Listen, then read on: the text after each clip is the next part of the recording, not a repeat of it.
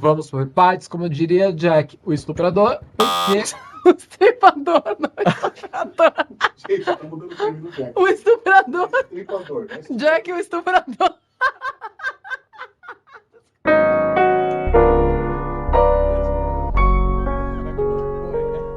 Como diria Jack, o estuprador? Boa noite. Se você é novo aqui, oi. E se você não é novo aqui, oi. No caso de hoje, outra dica que chegou pelo Instagram, mas essa dica é mais sobre teorias de conspiração e nossa opinião sobre essas teorias da conspiração. Então, por não se tratar de crimes reais, a gente mudou aqui um pouquinho o cenário só para dizer que é pra gente devagar, vague por teorias da conspiração, né, Cá? Gente, tudo bem? Sou a Camila Boeri e no caso de hoje, eu e o Fê vamos vaguear por teorias da conspiração sobre a morte da princesa Diana toda poderosa. Não, e esse é um tema que as pessoas já pedem, ó, toda vez que abre caixinha de pergunta. Então, pessoal, este é seu momento. No entanto, como sempre a gente diz aqui, vamos por partes, como diria Jack, Porque nem todo mundo conhece a história completa da Diana, né, gente? que nem todo mundo conhece a história de Jack Stripador, eu pensei. Opa, pera aí, produção. Error. Eu já era bem tarde. No entanto, vamos por parte, como diria Jack, o estripador. Porque nem todo mundo conhece a história completa da Diana, né, gente? Quer contar, Fê? Conto. A Diana, diferente do que muitas pessoas acham, era filha de aristocratas. Nasceu em 1º de julho de 1961. Ela, na verdade, nasceu num castelo alugado pela família Spencer e que pertencia à família real. Então, a primeira coisa sobre a vida da Diana, que algumas pessoas ainda confundem, é que ela seria uma plebeia. Não, essa aí é a Kate Middleton. Gente, ela era plebeia, tá? Diana não. É uma mera camponesa e que magicamente se tornou princesa, mas né? Ela nasceu pertencente já à aristocracia inglesa. O Churchill, que foi primeiro-ministro, por exemplo, pertencia à família da Diana. Segundo um documentário, tá, gente, chamado Story of Diana, que foi produzido pela People, que estava no Netflix até um ano atrás. Ela tinha 2 irmãs mais velhas, que estudavam em colégios internos, então nunca estavam ali, e com as quais ela tinha mais contato mesmo durante as férias de verão. Mas o irmão mais novo da Diana, que se chama Charles Spencer, foi a companhia mais constante enquanto a Diana cresceu. Isso, na verdade, é muito triste porque essa proximidade entre os dois ocorreu em decorrência de um divórcio entre os pais da Diana, e o divórcio entre os pais da Diana foi um escândalo entre a alta sociedade por 2 motivos. O primeiro era que a mãe da Diana tinha se separado do pai da Diana por ter conhecido outro homem, e o segundo foi a época. Divórcio até hoje na Inglaterra é quase comum, né? Porém, nos anos 60, em uma família aristocrática, era de fato um escândalo. Uma das coisas que decorreram do divórcio e que podem parecer nada, mas significam muita coisa na aristocracia, é o fato de que o pai da Diana não podia mais, depois do divórcio, por exemplo, estar na mesma arquibancada em que a rainha ficava durante corridas de cavalo, que é a rainha, né, que faleceu agora há pouco, realmente gostava muito, pelo simples fato dele ser divorciado, tá, gente? Além disso, após o divórcio, existiu uma grande rotação de babás na família Spencer, que ficou, né, o pai da Diana ficou com a guarda dos filhos, e segundo a própria Diana, durante, né, fitas que tem até para ouvir, enfim, eu tava ouvindo outro dia, essas babás eram sempre muito jovens, muito bonitas. Por que será? Na maioria das vezes tinham intenções ulteriores com o pai da Diana. Ah, que isso? E algumas vezes, inclusive, chegaram a namorar com o recém-divorciado Sr. Spencer. Então, por isso, a Diana assumiu muito jovem o papel de mãe do próprio irmão, até mesmo para consolar a menina da ausência da mãe na casa. Enquanto ela tinha que consolar o próprio irmão, ela mesma muitas vezes escrevia que se sentava nos degraus em frente ao palácio onde cresceu, na esperança do retorno da mãe. Foda. Ela tinha apenas 7 anos de idade na época, tá, gente? Ao crescer, uma das maiores paixões da Diana era o balé. E a gente menciona isso aqui porque, segundo um dos melhores amigos da Diana, ela teria ficado decepcionada quando percebeu que não poderia seguir a carreira como bailarina por ser muito alta. Além disso, esse amigo também em uma entrevista mencionou que era muito comum que as meninas da companhia de balé tivessem transtornos alimentares, o que de fato a Diana desenvolveu, em que pese, segundo a própria Diana, ela nunca ter tido episódio de bulimia nervosa até o noivado dela. O que, apesar de ter vindo da boca dela, nas fitas que foram usadas pelo jornalista Andrew Morton para descrever a biografia da Diana, a gente não acreditou, porque não é consistente com esse tipo de transtorno. Exato. A Diana, nas fitas do Andrew Morton, e eu, literalmente, foi o último livro que eu li, do Andrew Morton, ela cai em algumas contradições. Isso é normal, e isso serve para que nesse episódio aqui, meio vague, vocês mantenham em mente. Não tem vilões, nem princesas, nem fábulas nesse caso. Nem certo ou errado. Nem certo nem errado. Aos 16 anos, a Diana conheceu oficialmente o até então Príncipe Charles, hoje Rei Charles III. Na época, ela tinha 16 anos e ele 29. Além disso, quando ela conheceu o Rei Charles, ele estava namorando com a irmã mais velha da Diana, chamada Sarah. Aos 17 anos, a Diana se mudou para Londres Central, em um flat que ela dividia com várias amigas. Foi nesse período que a Diana decidiu trabalhar. Classe trabalhadora. E mesmo sendo aristocrata, ela não se considerava superior a nenhum tipo de trabalho. Então ela trabalhou com limpeza, como babá e até hostess de restaurante. Imagina você ser recebido pela Diana naquela época, num restaurante. No mesmo ano, em dezembro de 1980, o Rei Charles, então, começou a... Rei Charles não. O Príncipe Charles, né? Não, é porque ele era. No mesmo ano, em dezembro de 1980, o Príncipe Charles, então, começou a demonstrar interesse em sair com a Diana. Ele também demonstrou interesse, ela também demonstrou interesse, e ambos começaram a sair. Felizmente, o relacionamento vazou para a mídia rapidamente, antes do tempo que se esperaria normalmente. E parece que, por conta disso, a relação foi apressada, diferente de outras anteriores que o Charles tinha tido mais tempo para conhecer as possíveis candidatas à esposa dele. E aqui eu faço até de novo uma menção sobre o documentário da People, que não está mais disponível na Netflix, mas eu lembro de ter assistido, em que eles mostram uma sequência de ex-namoradas que ele teve. Inclusive, eles entrevistam uma ex-namorada dele, que eu esqueci o nome dela. Todas elas chegaram muito perto de serem noivas dele, mas assim que vazou os respectivos namoros, e uma delas até da entrevista, elas terminavam com ele. Elas falavam, não quero não. É muito clamor público, né, que envolve uma relação com o Charles, né? Então acho que muitas devem ter Vazado. por isso. Pelo menos a que deu a entrevista nesse documentário falou, eu vazei porque eu não gostei, não. Imagina a pressão que você tem que aguentar da mídia, né? Por estar se relacionando com um príncipe que será rei, enfim. Exato. Nessa época existia uma pressão muito grande para que o príncipe Charles se casasse, porque ele já estava na marca dos 30 anos. 30 anos, gente, velho pra casar. Imagina a gente aqui que tá tudo carcomido já com mais de 30. Mas você tá casado. Ah, casei com mais de 30. E casei com mais de 30, tá? E minha família achava que eu era carcomida já. E aqui vai outro detalhe sobre as pretendentes. Ele não poderia se casar com quem ele quisesse. A família real tinha que dar, então, um aval para cada uma das pretendentes. E antes da Diana, o Charles tinha sido apaixonado por outra mulher, que não recebeu esse aval da família real, que se chamava Camila. Não fui eu, hein? Não fui eu. Não era ela, é a atual rainha consorte. E hoje se sabe que esse pedido ocorreu antes mesmo dela se casar com outro homem, que era o Duque, Parker Bowles. o Parker Bowles, Sr. Parker Bowles. O relacionamento do Charles e da Camila supostamente foi vetado pela... Vetado? Foi vetado pela família real porque a Camila não era virgem. Foi vetado pela Olha família só. real porque a Camila não era virgem. Esse foi o motivo, esse foi um dos 3 motivos. Eu ouvi dizer que tinham mais outros 2, Ah, certamente. mas só que esse era o motivo principal. E na época, ser virgem era um pré-requisito para esse casamento acontecer. Não é à toa que, talvez, e essa é uma especulação, tá? Que o Charles, em uma época de progresso e liberdade feminina, teve que buscar alguém muito mais jovem para se casar. No caso da Diana. Todo mundo já tinha perdido a virgindade naquela época, né? Isso, inclusive, foi mencionado pela própria Diana numa das fitas gravadas pro Andrew Morton, tá? Pois é, eu lembro de ter visto isso em um documentário. Que a Diana foi aceita pelo mesmo motivo que anos antes a Camila tinha sido descartada como pretendente. Que era o fato de uma ser virgem e a outra não. Imagina se virgindade não fosse o problema na época. Provavelmente a história toda teria mudado. Ah, com certeza. E além disso, saber sobre esse fato, pessoalmente, foi o que desconstruiu aquela imagem de ardilosa que muitas pessoas ainda têm da Camila. Isso eu tava até falando com você antes da gente E começar a tem filmar razão, né? isso, Todo né? mundo vê a Camila como uma vilã e tudo mais. A gente não sabia desse lado B.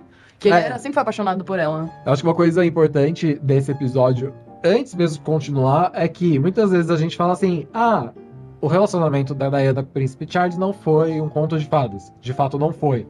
Só que muitas pessoas terminam ali no casamento da Diana com o príncipe Charles, que terminou em divórcio.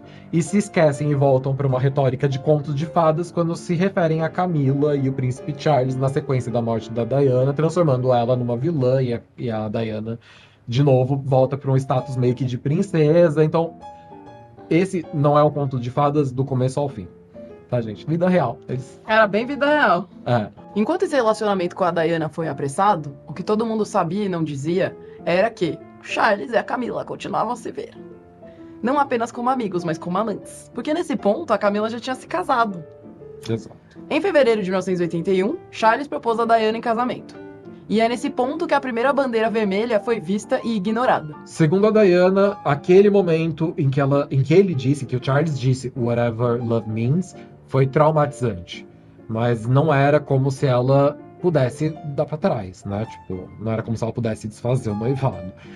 Então, eles se casaram em 29 de junho de 1981 e esse casamento foi visto por 700 milhões de pessoas ao redor do mundo.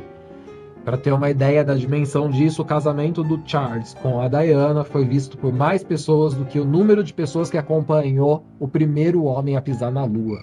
Bafão, hein? Na lua de mel, a segunda bandeira vermelha. Na viagem de lua de mel, o Charles usou abotoaduras com letras C e C, que significavam Charles e Camila, e que eram um presente da Camila dada para o príncipe Charles. Ah, só uma curiosidade, eu sabia que a Diana, já casada com Charles, ela não gostava da marca Chanel? Ah, é? Porque o C e o C de Chanel lembravam as abotoadoras, lembravam Camila e Charles. Sim. Então ela não gostava, tem uma fase dela que ela simplesmente não usava Chanel. Porque o Chanel lembrava exatamente isso, então pra ela era tipo um gatilho. Nossa, eu nem sabia disso. É. Numa das pesquisas independentes aí eu li sobre isso. É, porque realmente...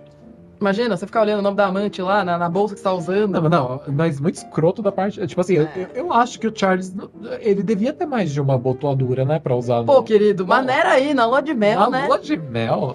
Puta que pariu, foda também. Foi Cara sem noção. total. Vai falar com as plantas. Uma das coisas que sinalizava o tipo de pessoa que a Diana se tornaria foi uma das poucas coisas nas quais ela se meteu no próprio casamento, que foi a retirada dos votos desse casamento, a promessa de que ela obedeceria ao marido. Nem mesmo a Rainha Elizabeth II tinha retirado essa parte dos votos de casamento quando ela se casou com o Philip. Aos 20 anos de idade, a Diana se tornou a mulher mais fotografada, conhecida e admirada no mundo, ao mesmo tempo em que o estilo de mídia de notícias ao estilo 24/7, 24 horas por dia, 7 dias por semana, nascia. Agora, a princesa Diana, então, foi, na verdade, a primeira pessoa a experimentar a perseguição de paparazzi como nós estamos hoje acostumados a imaginar, já que existiam paparazzi e assédio a personalidades, mas não naquela dimensão 24/7. Foi também nessa época que nasceram as câmeras fotográficas portáteis e que se tornaram de fácil aquisição, eram fáceis de se manusear e eram baratas, né? Qualquer pessoa podia então se tornar de repente um paparazzi. Em 1982 nasceu o nosso querido Príncipe William. Em 1984, Príncipe Harry. Diana insistiu em escolher os nomes dos filhos. Isso irritou muito a família real. A Diana contratou outra babá, pois não queria oferecida para a família. Também irritou a família. Diana não usou essa babá muitas vezes, porque ela preferia cuidar pessoalmente dos próprios filhos. Isso também irritou a família. Gente, sua família é meio... Irrita fácil. É fácil de irritar. Por fim, a popularidade da Diana era superior à do futuro rei, o marido dela. E isso irritou, até então, também irritou o príncipe Charles. Eventualmente, a própria Diana teve relacionamentos extraconjugais. Um deles com o tal de James Hewitt. E aqui vem uma teoria da conspiração que não tem a ver com a morte da Diana. O James é bem parecido com o príncipe Harry. Aliás, vale a pena pôr foto dos dois um do lado do outro, que é bem parecido. O segundo filho da Diana, como muitos sabem. Esse assunto, no entanto, nunca foi abordado publicamente com a família real. Em 1992, Príncipe Charles e a princesa Diana anunciaram a separação.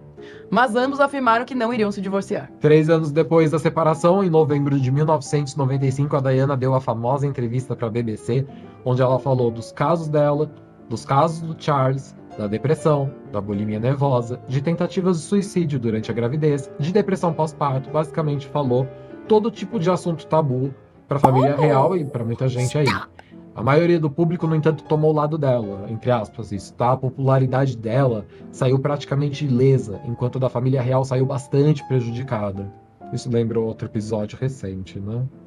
Um mês após a entrevista da Diana, a rainha Elizabeth II aconselhou que eles, que já estavam separados, tocassem o plano à frente e se divorciassem de uma vez por todas. Porque é importante lembrar aqui que o plano inicial é que a Diana e o Charles apenas se separariam, mas só que eles não iriam se divorciar nunca, jamais. Questões religiosas, né? Rei, futuro rei, chefe da igreja, etc. Se não era permitido ao pai dela, que era divorciado, sentar no mesmo banquinho lá próximo da rainha na corrida, imagine o próprio filho, Não, o próprio neto, né? E o pai da rainha O filho Elizabeth divorciado, II. perdão. E o pai da rainha Elizabeth II teve que abdicar do trono porque ele se apaixonou por uma mulher Ah, divorciada. também. Inclusive, teve esse caso também. É. A estratégia da rainha era que existisse um comunicado conjunto, coeso, para evitar mais escândalos. No entanto, a Diana queria contar a própria versão dos fatos e decidiu fazer uma declaração separadamente daquela fornecida pela família real. Na declaração da Diana, ela disse aos jornais que o príncipe Charles tinha tido um caso não apenas com a Camila, mas com uma assistente dele, chamada Tig, e que Tig tinha engravidado, e que ela realizou um aborto a pedido da família real. Os advogados, tanto da Tig quanto do príncipe Charles, requereram um pedido de desculpas por essa afirmação que a Diana fez, o que de fato ocorreu, pouco antes do acordo do divórcio ser finalizado em agosto de 1996. Nos termos do divórcio, a Diana perdeu o título de realeza, né? Como todo mundo sabe. O que foi uma perda importante para Diana, porque isso significava que ela seria desprovida da guarda real e da proteção física que a guarda real proporcionava. E aqui vem um detalhe que eu tava vendo ontem, tá? Em alguns lugares eu vi que a Diana insistiu em falar que ela não queria a guarda real, porque inclusive, né, é muito narrado a paranoia dela no final da vida dela, com relação à família real, etc. E em outros, como no acordo do divórcio, que eu acho que eu acredito um pouco mais, foi uma coisa imposta, porque ela perdeu os títulos, e só quem tem títulos tem direito à guarda real. Parece que a única maneira deles finalizarem esse divórcio seria a Diana fazendo duas coisas: pedir desculpas para essa mulher, né, essa assistente, abrir mão dos títulos, e a consequência natural de abrir mão dos títulos é perder a guarda da família real. Eu acredito mais nessa segunda versão. Essa perda do título foi importante porque deixou a Diana vulnerável a, por exemplo, os ataques e o crescente assédio dos paparazzi, né? Entre 1995 e 97, a Diana namorou um cirurgião cardíaco chamado Hasnat Khan, que até hoje dizem ter sido o verdadeiro amor da Diana, mas que não suportava esse assédio feroz da mídia e por isso terminou o relacionamento. Supostamente, ela chegou a conhecer até mesmo a família desse médico, que não aprovou o relacionamento. Supostamente. Sobre a Diana e o Hasnat Khan, existe até um filme em que a Diana foi interpretada pela Naomi Watts, que é super, super recomendo. Super bom. Em 1997, após o término com o Dr. Hasnat Khan, a Diana conheceu o bilionário egípcio chamado Dodi Fayed. O Dodi não se importava com a mídia, pelo contrário, tinha dinheiro suficiente para comprar um pouco de privacidade para Diana e era filho de um bilionário aí egípcio, né? E finalmente chegamos à fatídica noite de 7 de agosto de 1997, quando Dodi e a Diana estavam no Hotel Ritz, em Paris, que pertencia ao pai do Dodi. O cara não era brinquedo, não. O casal estava hospedado na suíte mais luxuosa do hotel. E naquele dia havia um pedido de 2 anéis a uma joalheria, o que até hoje faz muita gente acreditar que o Dodi iria propor a Diana em casamento naquela noite. No entanto, esse pedido não ficou em sigilo. E ainda por cima, tinha surgido um rumor de que o casal teria um anúncio para fazer em breve. Então, naquela noite, a quantidade de paparazzi tinha se multiplicado, ao ponto dos seguranças do Dodi não darem conta de conter todos eles. Naquela noite eles tinham, fora do hotel, né, do hotel do Dodi, reservas em um restaurante. No entanto, foi impossível que eles conseguissem se sentar à mesa que eles tinham reservado, de tão grande que estava o assédio. Foi quando eles decidiram pular o jantar, voltar pro hotel às 21h50. Já de volta no Hotel Ritz, eles foram jantar no próprio hotel, mas aparentemente eles perceberam que algumas pessoas que estavam ali no próprio hotel, dentro do restaurante, estavam tirando algumas fotos. Eles então, decidiram ir para a suíte do casal e jantar no quarto. Por algum motivo, à meia-noite, o Dodi Fayed sugeriu que eles fossem ao apartamento que o Dodi também possuía. Ele não só tinha o hotel, mas ele possuía um apartamento em Paris. Mas quando eles tentaram sair, os paparazzi ainda estavam na frente do hotel, do Ritz Hotel. E eles então bolaram um plano. O time de segurança da Diana, então, foi posicionado na frente do Ritz Hotel de Paris, fazendo parecer com que ela fosse sair pela frente do Hotel Ritz. Enquanto isso, o chefe de segurança do Hotel Ritz, chamado Henry Paul, que é uma figura importante nessa história, iria dirigir o carro levando o casal até o apartamento do Dodi Fayette, também em Paris. Eles foram também acompanhados de um guarda-costas da princesa Diana, chamado Trevor Reese Jones, que se sentou no banco de passageiros ao lado do Henry Paul, enquanto o Dodi e a Diana se sentaram nos bancos traseiros do veículo. Eles saíram pelos fundos do hotel pouco depois da meia-noite. E, 5 minutos depois, entraram no túnel chamado Pont de l'Alma. Foi quando, supostamente, o Henry Paul perdeu o controle do carro e colidiu o carro contra o 13º pilar do túnel. Eram meia-noite e 23 minutos da madrugada. O guarda-costas Trevor foi o único sobrevivente. Ele era o único que estava usando cinto de segurança. E agora, uma informação que parece até meio jogada, mas guarda aí. Naquela época, não era comum que ninguém usasse cinto de segurança dentro dos carros. Você lembra daquela época? Realmente não Sim, não usava nada. O corpo do Dodge foi lançado do carro e encontrado a cerca de 18 metros de distância da colisão. Um médico chamado Frederic Molly disse que ao chegar na cena, Diana estava viva e chamava pelo Dodge. Esse mesmo médico reportou que enquanto tudo isso acontecia, os paparazzis estavam tirando fotos a centímetros de distância do rosto da Diana. E que as últimas palavras dela foram: "Pelo amor de Deus, me deixem em paz, me deixem em paz." E agora um detalhe explicado, porém estranho. O acidente ocorreu pouco depois da meia-noite e em minutos a ambulância havia chegado ao local. No entanto, Diana foi transportada do local do acidente para um hospital após mais de 1 hora do acidente. A explicação dada pela equipe era de que eles precisavam estabilizar a Diana o suficiente para que ela pudesse ser levada ao hospital. No entanto, a equipe médica teve que usar uma serra elétrica para retirar o corpo da Diana do que havia sobrado do carro. Além disso, segundo o médico, ela havia morrido logo após dizer "me deixem em paz." Já dentro da ambulância, algo mais incomum ainda aconteceu. Essa ambulância, por 2 vezes, parou no caminho do hospital, entre a colisão e o hospital, porque a Diana supostamente tinha sofrido durante esse caminho 2 paradas cardíacas, mas isso, pra mim, não faz sentido, porque isso é o equivalente a dizer que não se pode mascar chicletes e andar ao mesmo tempo. Porque eu acho que a equipe de emergência, eu tenho, na verdade, certeza absoluta, consegue proceder com RCP, ressuscitação cardiopulmonar, ao mesmo tempo que a ambulância continua andando em direção ao hospital. Com certeza. Por causa dessas 2 paradas cardíacas ou da ambulância, a Diana chegou ao hospital apenas às 2 horas da manhã, quase 2 horas após o acidente. Nossa. Ela foi levada a uma sala de cirurgia e a morte foi declarada às 4 horas e 1 minuto da manhã. Ela tinha 36 anos de idade. Havia uma expectativa de que o único sobrevivente se lembrasse de algo caso saísse do coma. O guarda-costas ficou 10 dias em coma. No entanto, ele disse que não se lembrava de nada após ter ingressado no carro. Inicialmente, todas as pessoas acreditaram que ao serem perseguidos por paparazzis, que o Henry Paul perdeu o controle do carro, ou seja, culpa dos paparazzi. No entanto, isso mudou rapidamente quando oficiais franceses divulgaram a investigação interna deles, dizendo que o acidente havia sido culpa do motorista, o Henry Paul, porque ele estava dirigindo supostamente a 104 km por hora e supostamente estaria embriagado, muito embriagado, segundo oficiais franceses, porque supostamente o nível do álcool no sangue dele estava 3 vezes acima do limite permitido. E este fato da embriaguez excessiva é a fonte de muita confusão, porque existem imagens do Henry Paul antes do acidente dentro do Hotel Ritz.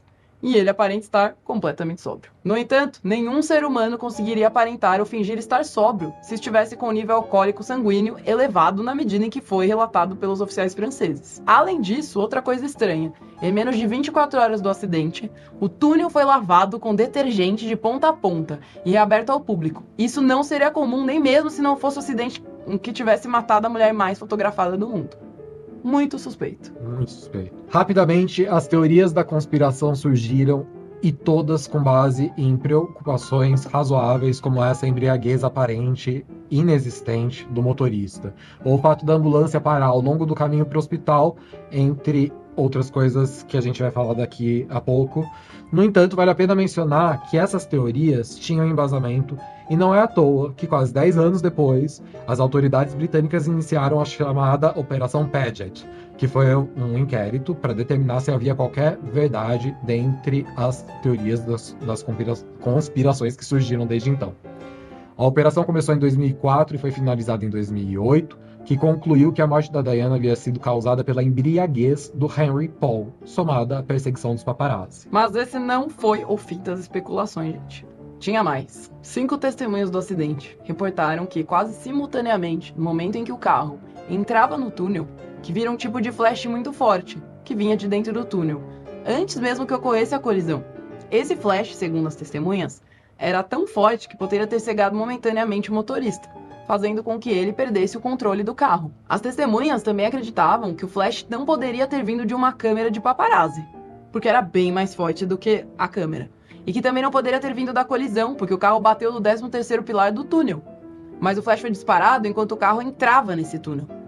Outras testemunhas alegaram terem visto um carro Fiat Uno branco entrar no túnel atrás da limusine da Diana, que levava a princesa Diana, e que esse carro propositalmente se chocou com o carro da Diana, empurrando o carro da Diana em direção ao 13º pilar do túnel. 2 pessoas reportaram quase terem sido atropeladas por esse Fiat Uno branco na saída do túnel, e além disso, tinta branca foi encontrada no carro da Diana após o acidente. Supostamente, as autoridades francesas procuraram por esse Fiat por cerca de 2 anos, sem sucesso, mas possuem ou possuíam suspeitos. O primeiro era um motorista de táxi chamado Lee, de 22 anos na época, e que foi identificado por testemunhas oculares. E para piorar, segundo o próprio pai desse tal de Lee, na noite do acidente ele chegou em casa, acordou os irmãos e pediu ajuda para pintar o carro, de branco para vermelho. Ele foi entrevistado, então, pela polícia francesa. Ele respondeu às perguntas das autoridades francesas, mas ele se recusou a responder às perguntas das autoridades inglesas. Segundo as autoridades francesas, ele possuía um álibi que havia sido verificado e de que ele estava trabalhando e que não estava no local. No entanto, descobriu-se depois que ele havia saído cedo do trabalho naquele dia. Então, o álibi não se sustenta, mas foi o suficiente para que as autoridades francesas dissessem: tá tudo certo. Ok, né? O segundo possível dono do Fiat branco poderia ser um fotojornalista chamado James Anderson, que supostamente trabalhava para o MI6 e que na última... gente, lembrando, MI6 é do James Bond, tá? The name's Bond. James Bond. E que na última semana de vida da Diana foi a pessoa que mais a perseguiu. 6 horas após o acidente, esse Anderson comprou uma passagem de Paris para Corsica, ou Córcega. Acho que não sei. Fica aí a dúvida, produção. Corsica. Uma ilha no Mediterrâneo, sem motivo aparente e sem justificativa. Também pintou o Fiat dele e vendeu o carro. Inicialmente, a esposa do Anderson disse que estava com ele a noite inteira.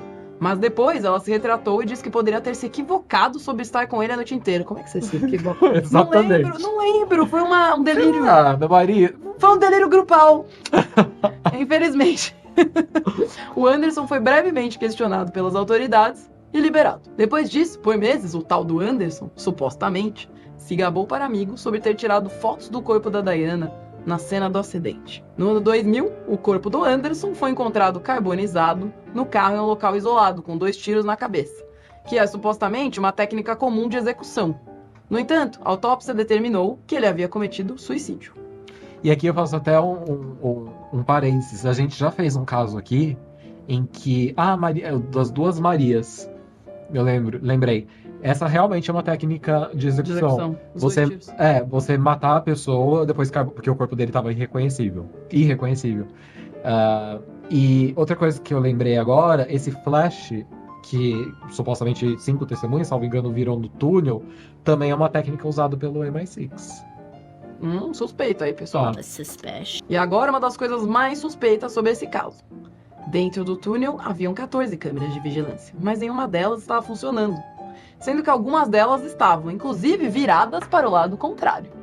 No entanto, 15 minutos após o acidente, uma pessoa recebeu uma multa naquele mesmo túnel, coitado. Antes dele ser fechado pelas autoridades. Não se livra nem da multa, né, gente? Nem nessa hora. Ou seja, não tinha nenhuma câmera funcionando. 15 minutos depois tinha, depois eles E o fecharam cabra tome tudo, uma lavaram multa. tudo. Além disso, estranhamente, entre o Hotel Ritz e o túnel, todas as câmeras também, estranhamente, não funcionaram naquela noite. Olha só, gente, que peculiar. Coincidência. Coincidência. E agora voltando pro Harry Paul, motorista que era chefe de segurança no Hotel Ritz. Ele era, não se esqueçam, chefe de segurança do Hotel Ritz. Ressaltando. Uma das teorias é que ele poderia também ser um agente do MI6. Nos meses anteriores ao acidente, né, que matou, inclusive ele, ele recebeu anonimamente depósitos no valor equivalente quase ao triplo do salário dele. E após a morte dele, o montante equivalia aproximadamente a $240 mil. Eu, pessoalmente, não acredito que ele se mataria, porque afinal das contas ele morreu, né? Por esse valor. Mas, deixando o machismo aqui de lado e ainda falando sobre o Henry Paul, que supostamente estaria muito bêbado, foi descoberto que ele tomava 2 medicamentos. Um deles era o Prozac e o outro era o Triapid, que é usado para tratar a abstinência de álcool, cujos efeitos colaterais incluiriam visão turva, responsividade retardada, ou seja, né, tipo assim, ele ficaria meio letárgico. Agora é culpa do antidepressivo e do outro remédio. Eles não sabem o que culpar, então, enfim. E tudo isso, sim, poderia ser um fator para colisão. No entanto, a família do Harry Paul insiste que ele nunca foi alcoólatra.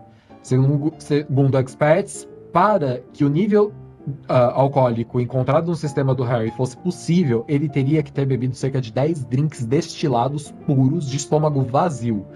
E somado ao medicamento, caso ele tomasse esses 10 drinks, ele não conseguiria parar em pé. E nesse ponto é que todo mundo relembra das imagens do Harry Paul dentro do Ritz, logo antes do acidente, onde ele aparenta estar absolutamente sóbrio. Fora que ele estava trabalhando, né, gente? Por que ele iria inchar a cara nesse nível se ele era chefe da segurança do Ritz? Algumas pessoas dizem porque ele morava perto do Ritz. Que, tipo, que ele não sabia, ele achava que a Diana e o Dodge, que eles iam ficar ali na suíte e que ele iria pra casa e aí ele foi chamado de volta. Mas só que parece que ele tomou 2 drinks naquela noite, segundo a esposa dele.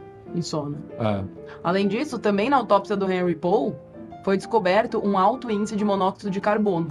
No entanto, ele morreu supostamente com impacto e não teria como ter inalado tanta fumaça do carro.